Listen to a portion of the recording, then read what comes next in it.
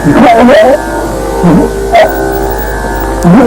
particular type of physically handicapped people who have remained as one of the most conspicuous challenges to medicine for a long time, constantly battling with themselves, with their commanding minds caught in the disobeying multiply handicapped bodies, or the spastics, called by laymen as ragdolls or vegetables.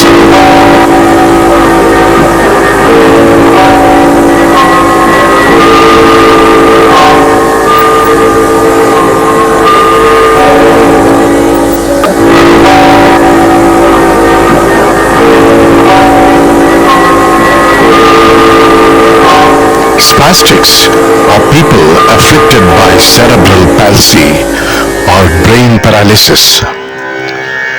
Cerebral palsy is not a disease and definitely not catching, but a condition of damage or the failure to develop normally certain parts of the brain, leading to a condition of disorderly movement, improper posture, and speech problems in the early years of life.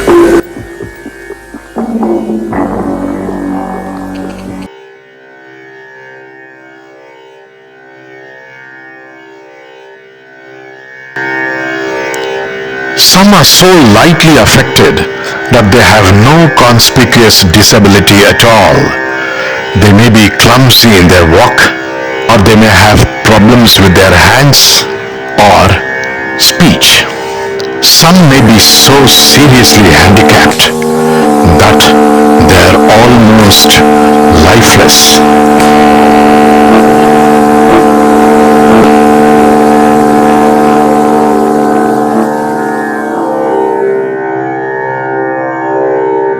The uncontrolled facial expressions or the disorderly movement in a majority of spastics mislead us to think of them as mentally retarded.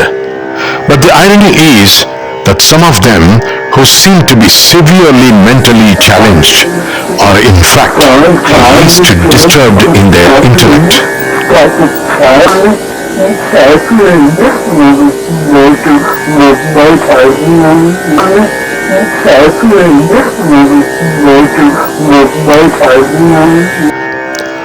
One of the major reasons identified leading to cerebral palsy is anoxia, which is a condition of total absence of oxygen in the body's tissues, most critically in the brain.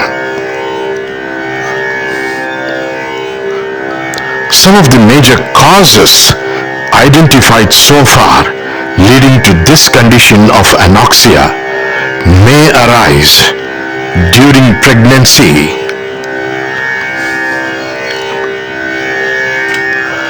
or the child's brain may suffer damage while it's being born.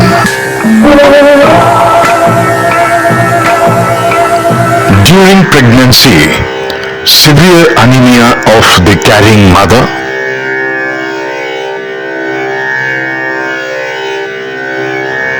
improper dosage of the broad-spectrum antibiotics and analgesics, particularly during the first 3 months, the irradiation of a pelvic cavity due to frequent exposure to X-rays,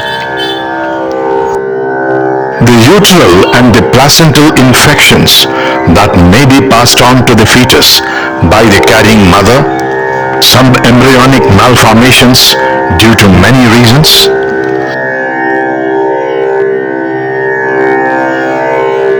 or a prolonged labor lasting severely for more than 24 hours may lead to the suffocation of the child's brain on the eve of birth.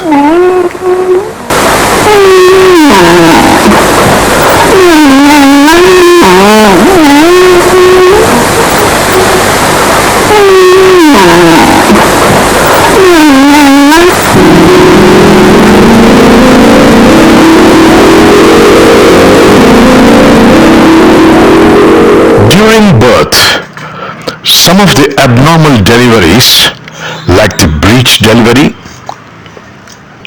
the instrumental or the forceps delivery,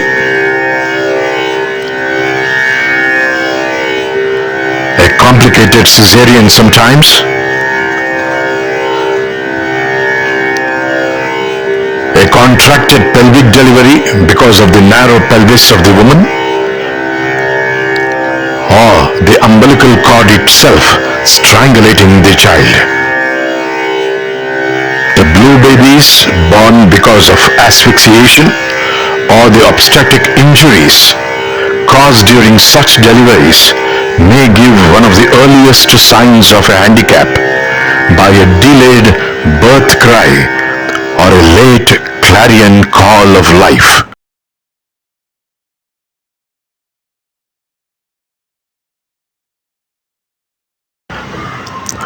Granted, one escapes such difficult births. After birth again, jaundice or convulsions, or accidental injuries to the tender head of the child cause cerebral palsy.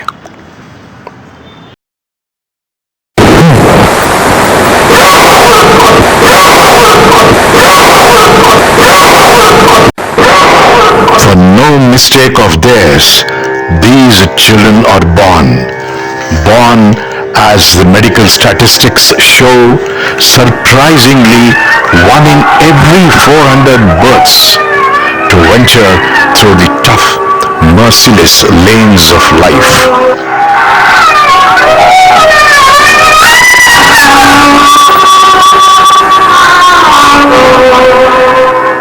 The damage may be in the cortex area of the brain, leading to a condition of disorderly movements and dull reflexes called spasticity.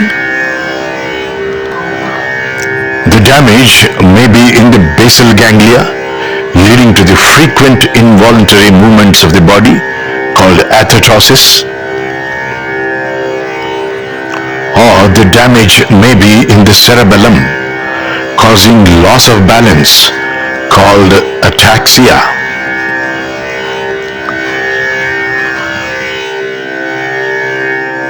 The involvement of the other parts of the central nervous system lead to such innumerable types of cerebral palsy that in fact no two spastics are ever alike.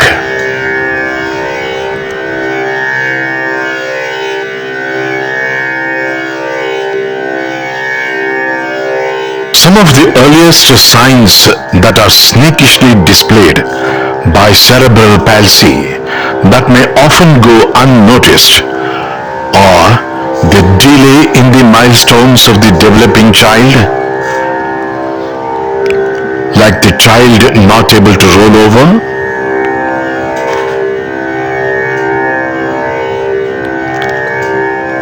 unable to sit,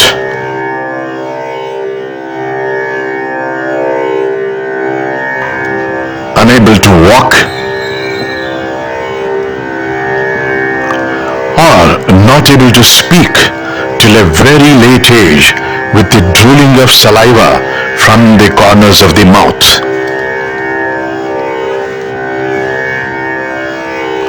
But there is a danger of these symptoms being overlooked as a constitutional disorder of growth.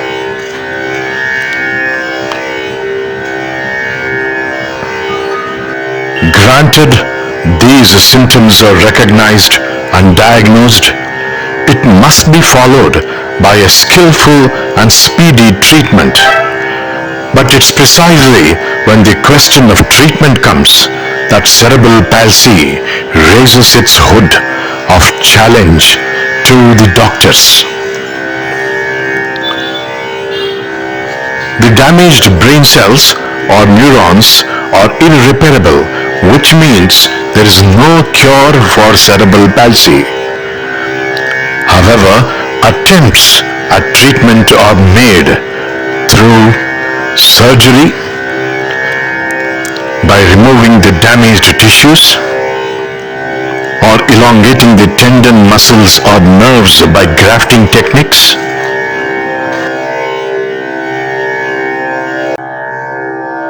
or by administering phenobarbiturate drugs as sedatives and depressants to keep him at rest,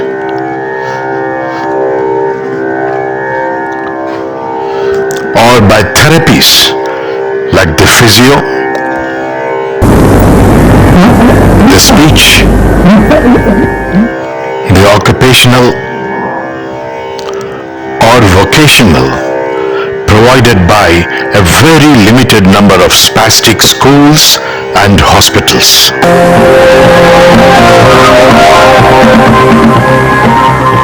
But the fact is, all these therapies have shown to be very temporary in effect and value ultimately.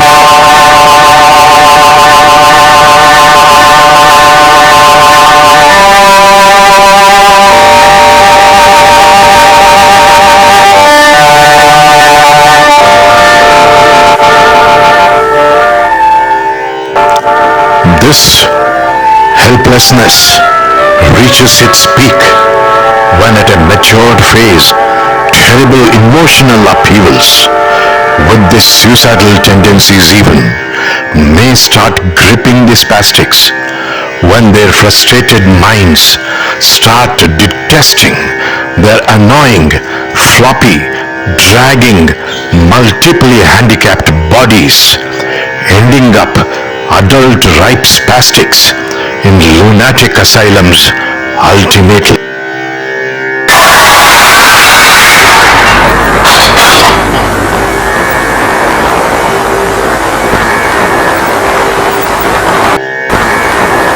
This may be the last phase of the constant battle.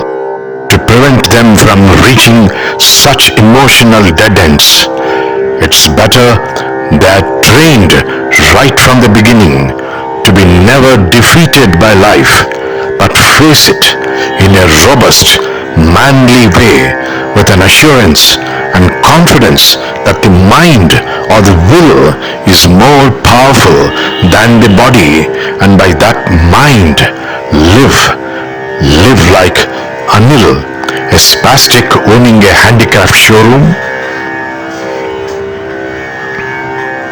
Ravi, an officer in a factory, Mohan, a practicing doctor,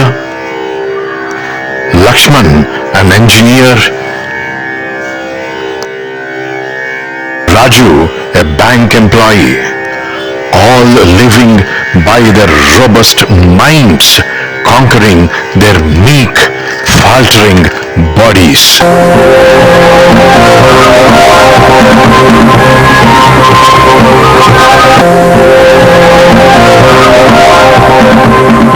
Jobs or employment may be one of the best psychotherapies for the spastics as a diversion from a preoccupation with themselves.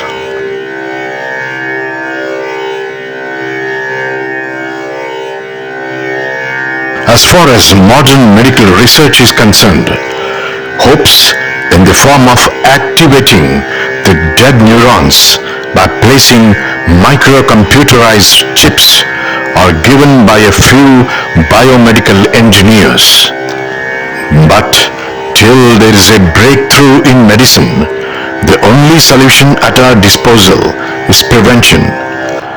Prevention means mastering all the causes, which may start even before the marriage, by the couple preferably checking their rhesus blood types to prevent the birth of a handicapped child, by the carrying mother going to the nearest well-equipped maternity centers for a safer delivery,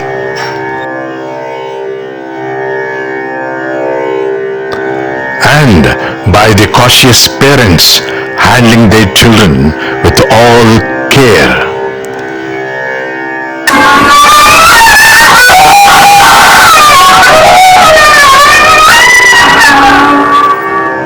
In spite of mastering all the causes, if a spastic is born again, then it's most preferable that any program of treatment presently aim at the psychological management more than the physical experimentation to prevent them from reaching pathetic emotional dead ends.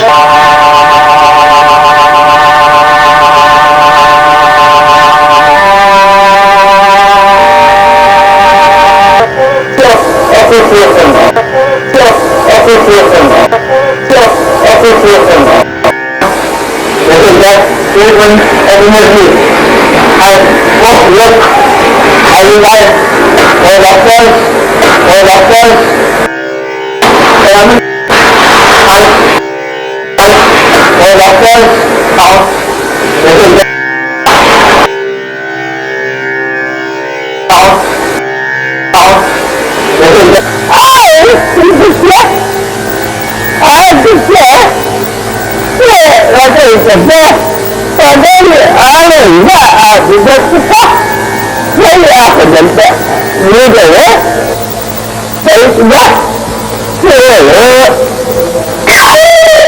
Yes.